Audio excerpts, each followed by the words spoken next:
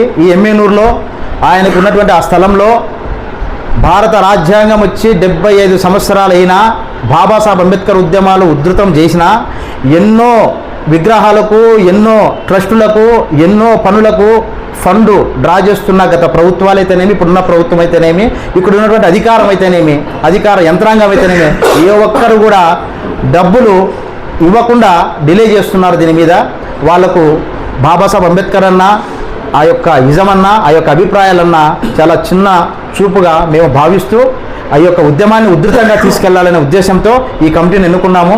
ఖచ్చితంగా భవిష్యత్తులో ఢిల్లీ గడ్డ తట్టి కూడా ఈ యొక్క సభకు నిధులను తీసుకోవడానికి మేము మా శాయశక్తుల సహకరిస్తాము.